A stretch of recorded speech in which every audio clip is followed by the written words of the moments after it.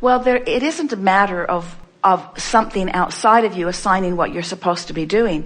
When you find yourself in a sort of trend where you're really feeling blissful, what that means every single time is that all this stuff that you've been throwing into your vortex, you're in the vortex or on the verge of it, and so you're feeling the inspiration.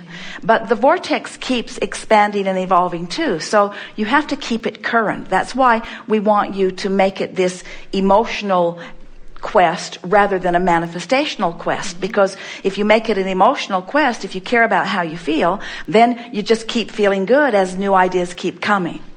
But we will say this, you bring up a really good point, and you're really going to like this. This is an important piece to all of this, and we think it's the piece that you're looking for here. So this vortex, are you believing it? This vibrational reality. So if you are in despair or focused upon pain or sickness, you're far from the vortex, and inspiration is not something that's coming to you. The best you can do is motivate yourself by making yourself do stuff, but you're not being swept into the vortex, not regularly. If you're hanging around in an attitude of hopefulness, then you're on the brink of the vortex enough that it's taking you in and making a believer out of you. If you can hang around in hope, the vortex will take you in often enough that you will become a believer. And before you know it, you will just know. There will be no vibrational difference in what you want and what you expect. Expect is a really important word.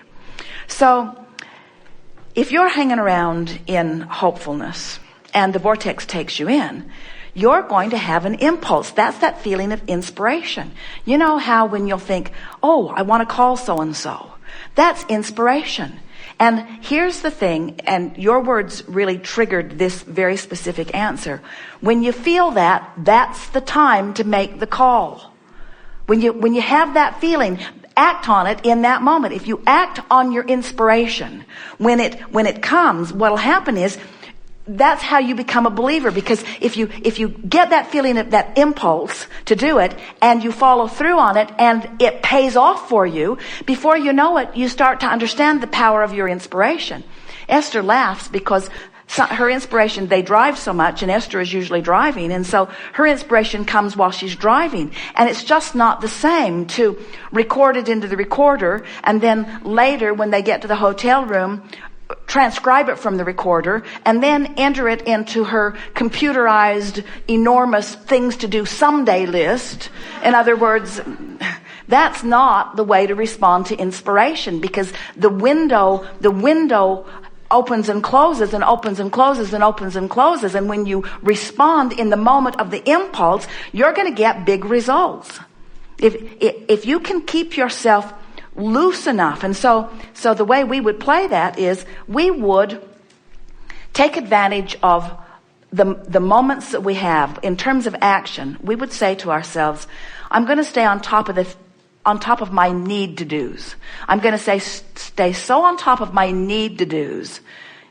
I need to go to work. I need to feed my kids. I need to whatever. I'm going to stay on top of my needs to do, and I'll just use my willpower for that for a while. It's been working out pretty good anyway. I've been using my willpower for that. I'll motivate myself on my need to do's so that I have some open space for my inspired to do's. And what happens is that the more organized you are on your need to do's, then the more hopeful you'll be and be on the brink where you'll be inspired. And then when you follow through with those inspirations, before long it will shift. The fulcrum will tip for you, because you'll begin to feel the enormous, we cannot even find a word big enough or emphatic enough, you will find the enormous power of the leverage of the vortex. It's true of all things. It's one of the nice things about these laws.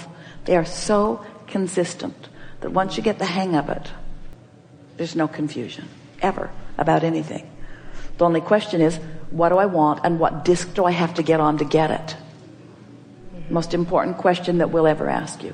What do you want and what disc do you have to get on to get it? And when we say, what do you want? We want the answer to be happiness, not a car. What do you want and what disc do you have to get on to get it? I want happiness. because all the stuff will come. That's just a given.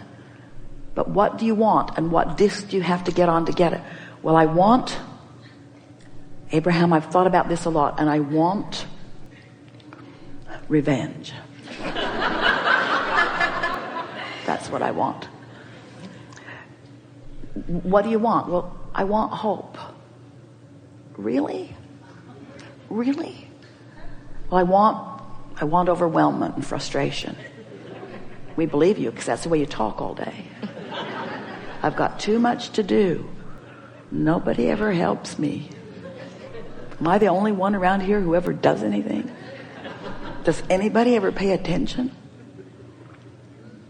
It's how you're choosing your discs. What do you want? What disc do you want? What do you want? And what disc do you have to get on to get it? So what do you want? What do you want? What do you want? Well, do you get the question we're asking? What do you want? What do you want? Knowing. What do you want? Passion. What do you want? Fun. What do you want? Clarity. What do you want? Invincibility. What do you want? Spontaneity. What do you want? Guidance. What do you want? Fulfillment. What do you want? Satisfaction. What do you want? Eagerness. What do you want? Passion. What do you want? What do you want? What do you want? Because you can have it. You can have it. You just have to identify that that's what you want. And it will bring everything else that you've ever wanted that's in your vortex. But you got to go for the emotion, because that's what you have control over now. Now. Right now. Right now. You don't have control over the conditions. You don't have really even control over how fast the momentum will produce the result for you. But you have control over the discs that you choose now, now, now. And since we've been having this conversation, it's been so much easier for those who have been deliberately applying it to catch themselves under 17 seconds when they've chosen an unwanted disc. And you know what happens when you get on a disc and you only stay for 16 seconds? It doesn't count.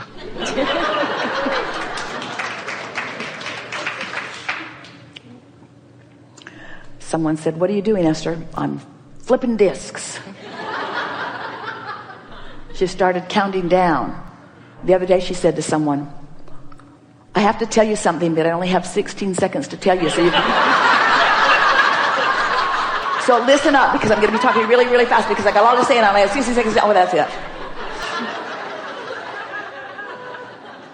Really good.